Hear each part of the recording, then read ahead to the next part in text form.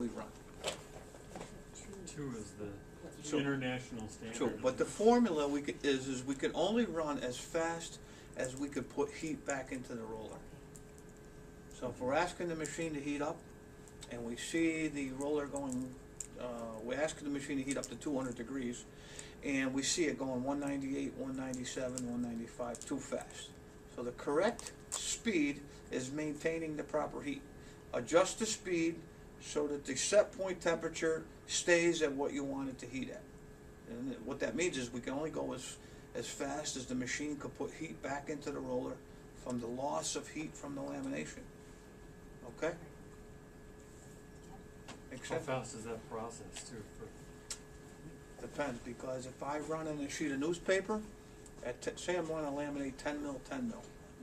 10 mil on the top, 10 mil on the bottom, and I feed in a sheet of newspaper. I could probably run it at 4 feet per minute because the newspaper's not really taking a lot of heat out of the roller. But if I run in a 14 mil photographic paper, it's going to take the heat out a lot faster than it is the newspaper, so I would have to slow it down. Okay. So what that means is that when you look up a recommended speed for a particular heat activated product, it's not necessarily going to be true or accurate until you know what you're going to feed in. For instance, if I want to do heat activated mounting, I have a piece of masonite and I have a piece of foam. Both have heat activated board on it. The masonite is going to run a heck of a lot slower than the piece of foam board at the same temperature. Okay, got to keep that all in mind. And this is where the machine only runs as good as the operator, because the operator has to know that foam isn't going to take his heat out like masonite will. Right.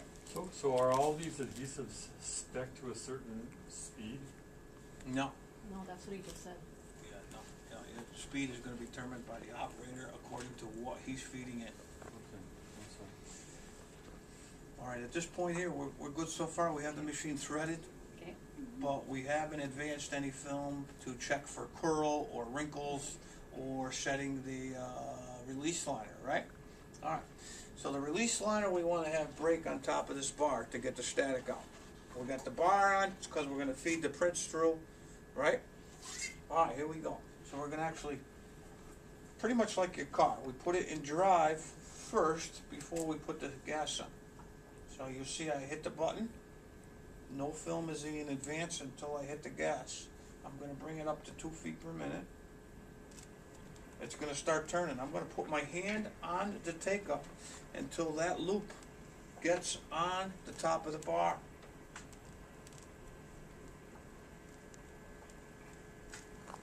Once it gets on top of the bar, I'll be able to adjust it for speed. See it? Mm-hmm. So that it stays right there. Now, I would go to the back. Yeah, see something going up here.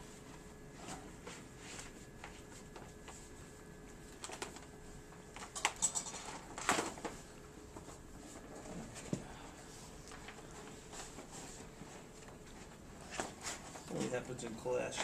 And let's say what goes in must come out. Remember the rule number 1 there? Okay, that's what we were checking for. Okay, now. Alright, we're back to where we should be here. Any questions? Okay. Now, what I want you to do here. How many different types of feeding are there? 2, right? Cut